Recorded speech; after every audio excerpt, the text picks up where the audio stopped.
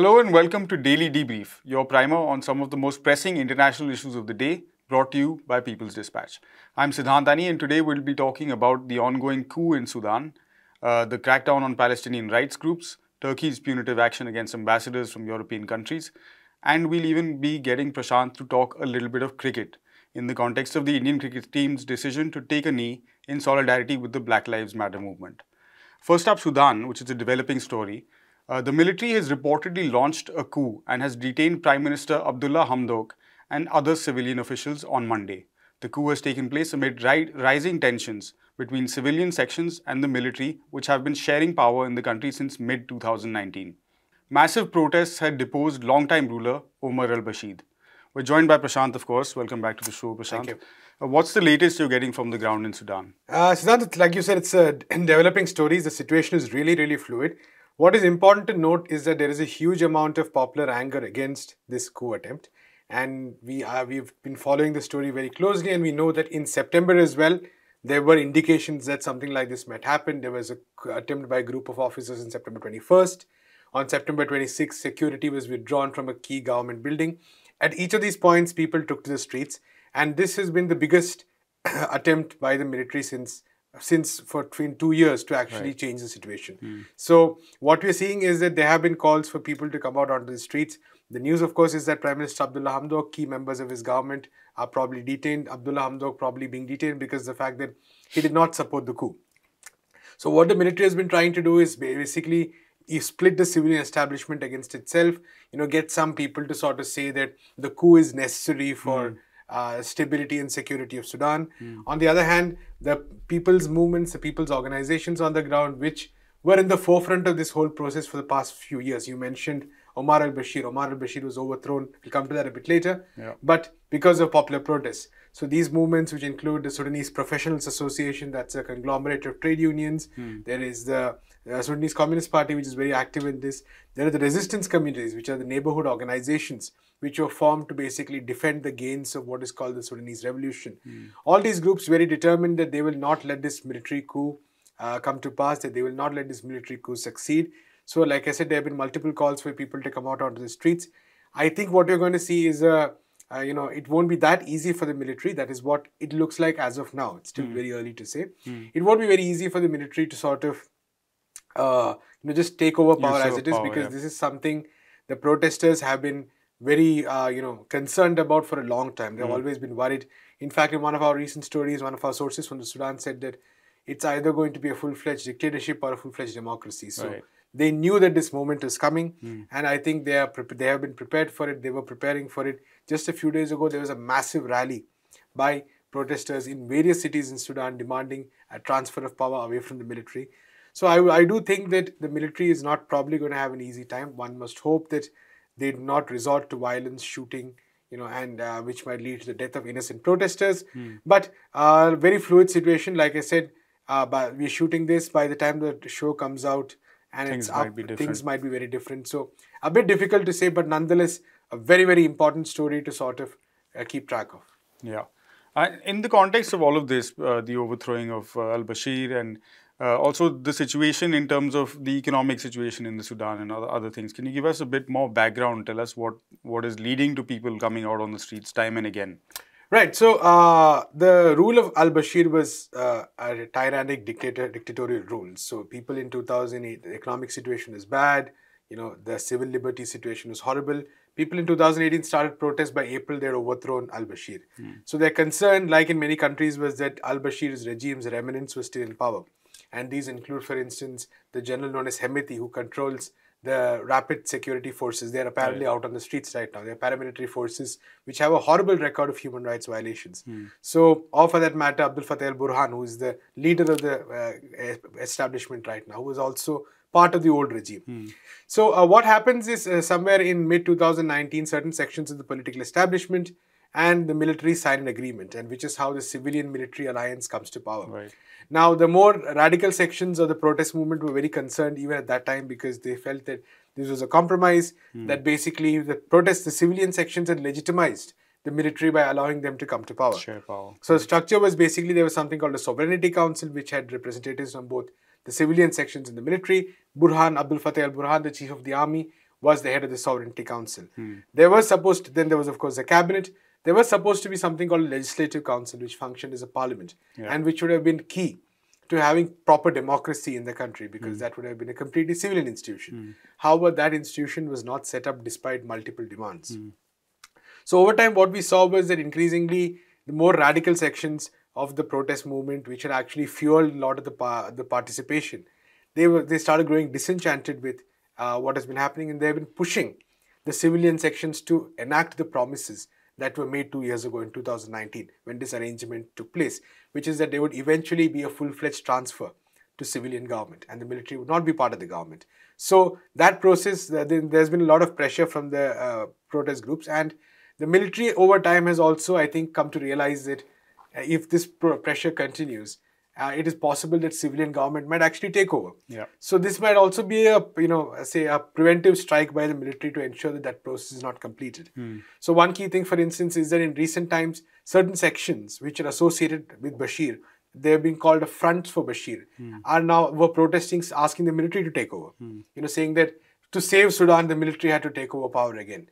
Now, this was widely seen as an attempt by the military and former sections of the regime to sort of, try to reverse the process of the past 2 years.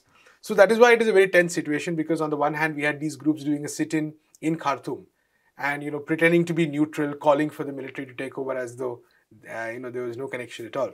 And on the other hand, we had the more radical sections which are demanding that the promises of the revolution, the promises of 2019 be fulfilled. And these promises were obtained after a lot of violence and bloodshed in which people lost their lives. The military killed people. Right. So right now, like I said, it's tough to say which of these forces is at the ascendant. Our sources do tell us, however, that there is the tendency in media reporting seems to be called the coup a done deal, as though the military has taken over. They feel that this is not that easy, and that the protests are going to be stronger. And it's a ground up movement, I guess. Absolutely. So plenty of support for against this coup attempt. Right. We will, of course, on People's Dispatch keep covering this story and bring you updates as and when they unfold, things in Sudan unfold. But we're talking now about Palestine, a country which comes up regularly on the show because of Israel's actions. And on Friday, Israel has once again brought the story up by branding 6 Palestinian human rights organizations as terrorist groups. Some of these organizations have been working for decades and play a vital role in chronicling the extent of human rights violations in the occupied territories, of course. Some of them even receive funds from Western agencies. The announcement has shocked governments and human rights groups across the world, many of whom have condemned it. Prashant, what are these organizations and why are they facing this crackdown? Right. I mean, Siddhant, if you take a look at any media coverage of Palestine in most media outlets across the world, there are very strong chances that you will find one of these organizations quoted, because these are some of the biggest, most powerful, prominent human rights organizations in the region. For instance, there is Al-Haq, which has been doing a huge amount of work in human rights, one of the oldest groups in Palestine. There is Adamir, which does invaluable work for those who are detained, provides them free legal service. There's the Union of Agriculture Workers Committee, the Union of Women's Committees, which have played a huge role in mobilizing Palestinian women and in the feminist movement in Palestine. Right. So all these groups are, these are not, the Israeli government has said that these groups are associated with the Popular Front for the Liberation of Palestine, which is a political party, and which it calls terrorist. So it has said that these groups are a front for the PFLP, these groups provide funding for the PFLP, etc., without providing any evidence of all these. The absurdity of these charges, like I said, stems from the fact that you don't have to be pro-Palestine to know these organizations. Even media outlets extremely critical, or sources extremely critical of the Palestinian struggle, which are pro-Israel, consider these as legitimate, respectable organizations. So that says a lot. But the important thing to note is that these organizations are those which actually play a vital role in the day-to-day resistance of the Palestinian people to Israeli occupation. And that's very important to note, because they chronicle what is often, some of the details which are often kind of ignored, the day-to-day dynamics of the struggle, of the suffering the people are facing, and how they're resisting, both of these. For instance, Palestinian prisoners. Adamir provides invaluable information about the plight of these prisoners, but also the resistance they take through hunger strikes, through protests, how they're unwilling to accept Israeli brutality in the prisons in which Palestinians are placed. So for that matter, the Union of Agricultural Work Committees or the women's committees, again, very, very important, roles they played in these areas in occupied Palestine. And of course, we do know that the PFLP itself, while it does have an armed wing, it is an integral part of the Palestinian struggle. It is a part of the Palestinian Liberation Organization. Its members too have been persecuted, and really they have had to suffer a lot. A recent example is this former legislator from the PFLP, Khalida Jarrar, who was in jail for many, many months. When her daughter died, she was not even allowed to come out and attend the funeral. And there were no real charges. So the charges were all extremely vague. Again, supporting a terrorist organization is a really, really vague charge. Yeah. And when you apply it to such prominent human rights organization, it really shows the extent to which Israel is attacking. There's no other word for it. Is attacking even in peace, so-called peacetime. Yeah. Is attacking the Palestinian people and their rights. Yeah. So in that context, what seems to be your understanding, or what is your understanding of Israel's plan in all of this? So it's a good question, because what Israel is trying to do is basically, for lack of a better word, criminalize every aspect of Palestinian society. Right. So that's really that seems to be the basic operational principle here, that any expression of Palestinian identity in the form of protests, in the form of celebrations, in the form of commemorations, in the form of organization, all of these have to be criminalized. That really seems to be the agenda here, because we talked about this before. One of Israel's most significant strategies is to change the facts on the ground, right? So now there are, for instance, many media reports have said that even the United States was taken aback by this decision.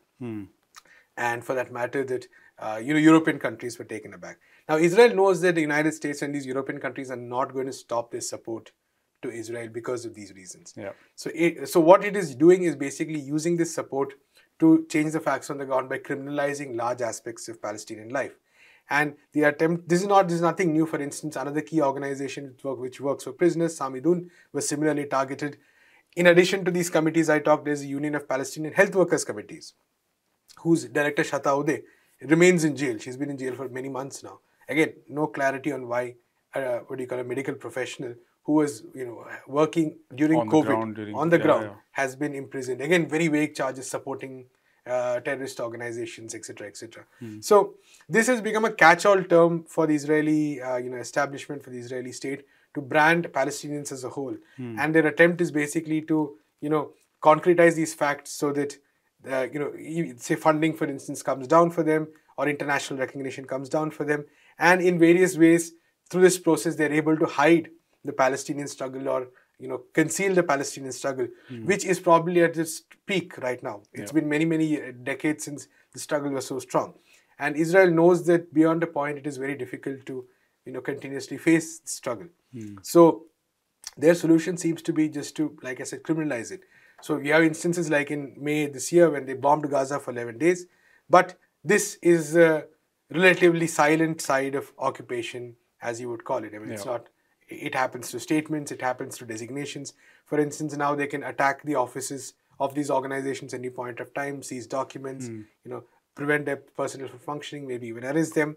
So all of this is, so that's really the strategy here. The attempt is really to completely, silence, delegitimize Palestinian social life, because that's the important thing here. While also giving themselves some kind of legal framework in which to do the whole thing. Exactly. So the idea is that anything Palestinians do has to be, as a group, as a community, has to be delegitimized. Israel is fine with Palestinians as just subjects. That's all, that's all they're willing to take. But the moment people organize, the moment people do something, they resist. The moment people do what any humans across the world do, that has to be delegitimized, so that the international community also slowly begins to accept it. So that really seems to be Israel's point. Yeah, and also demonstrative, I guess, of how much the Israeli establishment controls the narrative in that sense, especially for a wider global audience. Exactly. We're moving on now to another developing story about a diplomatic confrontation. Turkey has declared that the ambassadors of 10 countries, including those from the US, Germany and France, be declared persona non grata. It follows a statement from the envoys calling for the urgent release of activist Usman Kavala. He's been in jail for more than 4 years over protests and a coup attempt, although he has not been convicted of either. This move is often a precursor to governments removing diplomatic status and could result in expulsion or withdrawal of recognition of envoys. Prashant, strong response from Turkey. Could you first tell us who Mr. Kavala is and why he's in jail? Interesting that we're talking about Turkey immediately after Palestine, because what Turkey has done is very similar, is pretty much in the from the Israeli playbook, playbook of many other countries, including India, even the United States for that matter, which is to brand anybody who's uncomfortable for you in various ways as a terrorist, in some senses as supporting the terrorist organization or planning to overthrow the government, sedition. These are all catch-all terms which have lost their meaning right now because they're just slapped on anybody who's criticizes the government. Osman Kavala also a very good example of that, because he first was accused of masterminding the 2013 Gezi protests, which began with a small park. But over time, it became a movement which represented the aspirations of the Turkish people. It was massive, something on the lines of Occupy Wall Street maybe, but even more powerful in terms of the organization. Right. So this movement was a huge threat. I mean, Erdogan, the leader of Turkey, saw this as a huge threat, and there was a crackdown on this.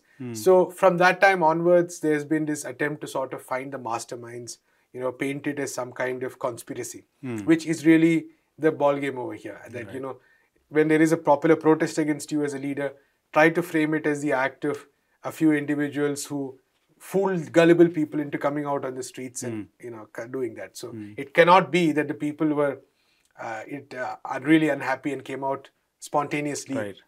There was organization, of course, but the fact that the narrative is painted this way is always an attempt to make it the fault of 2 or 3 malcontented individuals who can then be targeted and persecuted. So Kavala was one of those people. The interesting thing is that in 2019 he was acquitted of those charges. And within hours, he was arrested again because of the fact that in 2016, there was a coup in Turkey. Erdogan has blamed Fethullah Gulen, who is the leader of a sect based in the United States, for the coup. It was a pretty serious coup. Over 200 people died. There was a bit of uncertainty whether Erdogan would even be able to continue, but he did. And since then, the coup has again been another reason to similarly crack down on civil society, to similarly crack down on activists. So Osman Kavala, who was acquitted of any kind of criminality for the 2013 Gezi protests, suddenly was rearrested as now one of the masterminds or the authors or conspirators behind the 2016 coup. And he continues to be in jail. Now, the important thing is a number of courts have declared there is really no evidence. In fact, I think one has even said that he should be given compensation. Right. But the fact remains that Kavala remains in prison. Now, it's an open question as to why the Western countries released a statement demanding his freedom. Like we talked about on this show many times, the record of all these countries is nowhere great on similar lines. Sure. The US has Guantanamo Bay, for instance, where recently people are being released after decades. But nonetheless, it is probably a larger game in a geopolitical chessboard. It's kind of pressure tactic. You push Turkey because Turkey is right now a very sensitive country at a very key position in the global framework. So it's probably that rather than any concern for human rights or human dignity that propelled that statement. Right. But we can, I think, safely keep that aside and look at the issue itself, which is that Turkey has been seeing a massive wave of repression against anybody associated with the opposition. Right. So Erdogan also taking singular sort of offense, it seems, to this particular call for the release of Kavala. But this is by no means an isolated incident. Absolutely. For instance, a very good example is Salahuddin Demirtas, who was actually a presidential candidate. He contested for the presidency from jail. He was leader of the People's Democratic Party, the HDP, one of the few pro-Kurdish parties in Turkey. They have a very powerful relationship with the Kurdish people. On the other hand, what the Turkish state has done is accused the HDP of having links with the banned PKK, the Kurdish Workers' Party of Abdullah Öcalan. And so there's been a massive crackdown on the HDP for many, many years now. In fact, I think even now there is an attempt by the Turkish establishment to ban that party. Right. And it's important to note that pro-Kurdish parties have been banned relentlessly over the years, even before Erdogan came to power and while Erdogan has been in power. So Demirtas was arrested for again, another reason. There were protests in 2016 after an attack on Kobani. So, there were protests, and due to that, there was firing on the protesters, and due to that reason, Demirtas has been arrested and has been jailed for many years. There are reports that he might be, he might get bail soon, but he has been in jail for quite some time. And many others, for instance, I think the Demirtas trial itself involves at least another 107 members of the HDP. So, this is of course one party which has been facing a lot of pressure, and which is relatively more to the left. There are even centrist parties. Their mayors of various cities have been dismissed. The number of members of parliament have had their immunity revoked as part of the preconditions for starting legal proceedings against them. So, in broadly, Erdogan has unleashed a wave of crackdowns against the opposition across the country. Right. And on the other hand, there's also been a rise in vigilantism. Turkey facing a lot of socio-economic problems over the past few years. Increasing crime on women, horrible declining economy. At this point of time, what the AKP, the party of Erdogan, is doing is basically, positing enemies of the state, so to speak, and creating enemies of the state, and then directing popular anger against them. So, like I said, a very common strategy right now in many parts of the world. We are seeing these enemies of the state cropping up out of nowhere in so many of these states. Yeah. But this is exactly what is happening right now in Turkey. So, like you said, Osman Kavala''s case, not at all an isolated one at all. Many other prominent politicians also facing a similar situation. Situation is equally bad on the ground as well. Right. And of course, this is also something that is happening on the ground currently and developing. Right. We'll see whether it's just showmanship or brinksmanship, or whether it actually amounts to something, or what it amounts to. Right. But now, and finally, this is our final bit for today's show. I'm going to be boldly going where at least I have never gone before, which is to try and engage Prashant in a conversation around sport. We're talking about the ICC T20 World Cup of Cricket, which is currently underway in the UAE. Last evening, India played Pakistan in the opening fixture for each of these countries, and Pakistan won the game by a massive 10-wicket margin. It's the first time a Pakistan side has beaten India in any sort of Cricket World Cup. But more than what happened on the pitch, it's the Indians' decision to take a knee in a supposed show of solidarity with the Black Lives Matter movement, that was focus of much of the post-match conversation. Prashant, a wide range of public persons in India coming out and sort of pointing to the hypocrisy of the Indian cricket team, which is made up of, as we know, and I'm not sure if the audience is aware, but these are people who are treated almost as celebrities, of course, but demigod status in India. And they have a history of being silent on issues when that matter to the people of that country. What's your take on what's going on? Good question, Siddhant. You probably know more about this than I do, but I actually just randomly by chance came across a photo and was just struck by, like you said, the sheer hypocrisy of what we saw. And India is a country which is facing a lot of crisis right now, and there is, and especially over the past years, since the Narendra Modi government has been in power, especially since 2019, the second term. Yeah. And there have been social crises in Kashmir, for instance. The protests against the Citizenship Amendment Bill, which shook the country. Hundreds of protest sites took place across the country. The farmers' protest, which has been going on for almost a year. Yeah. And at each of these moments, people have kind of wondered, that where are our cricketers? Where are our cricket stars who in many ways embody the aspirations, the hopes, the dreams of so many people. Like you said, cricketers are seen as demigods because in some ways because cricket is such a popular sport in India. And more importantly, many of these people have come from difficult backgrounds. Many of them have struggled, and they have reached a huge amount of success. They're seen as role models for very good reason, because many of the stories are really inspirational. Yeah. On the other hand, what we have seen is that there's been, like you said, a massive amount of silence on any and every social issue. Yeah. Now, you can attribute this to the fact that cricket in India is very closely connected with the political establishment. Yeah. As we know, the son of India's home minister basically runs cricket in India, for lack of better words. So, fine, you get that. That many of them are scared to talk about stuff. So, when you see something like this, when you say, we are all for solidarity for Black Lives Matters. In fact, sportspersons have been at the forefront of these gestures, taking the knee. It has had a very powerful, inspirational meaning for many of us who watch and follow sport. Yeah. On the other hand, I think people associated with the movement have always warned that taking the knee in support of Black Lives Matter can be reduced to a very symbolic and very hypocritical gesture, yeah. Because in some Purely ways performative. it is so easy to do, point one, and you don't have to really, examine your own past record. You don't have to talk about any of your internal inconsistencies. You can just proclaim solidarity, and it's a memorable gesture, so it's widely photographed, widely covered. Everyone gets to see you as some kind of progressive person.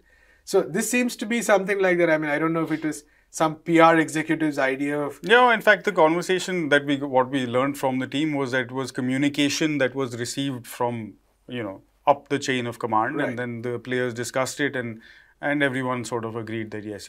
Right. So it's, I think it's not surprising that people, for instance, who have been part of some of these struggles in India are not at all amused by these gestures, because I think time and again, when there's so much social media hate against people who protest, when top leaders of the government and the ruling party have unleashed vitriolic, venom, basically, for lack of a better word, against people who have protested, not even support, even subtle solidarity from some of these cricketers would have maybe made a huge difference, would have made people think that, okay, maybe there's something. But they all stayed silent. Some of them, in fact, some of the retired cricketers, in fact, maybe sportspersons, in fact, standing by the government and, supporting the government narrative on this rather than the side of people who are protesting. Right. So we've seen a glorious history of sportspersons representing radical causes, progressive causes, inspiring causes. Yeah. This definitely not it. Not one of them, for sure. And I think one of the most sort of things that stand out the most for me is how even when it comes to their own fraternity, there's a very marked silence. Exactly. In fact, Mohammad Shami, one of the members of the team that played yesterday, was on the receiving end of horrific abuse online after the match, simply because of the community that he comes from and the religion that he chooses to follow. So a lot of questions there for these Indian superstars. But that does it for us on this episode of Daily Debrief. Thank you all for watching, and follow us on peoplesdispatch.org in all our social media channels. We'll see you again tomorrow, same time, same place. Goodbye.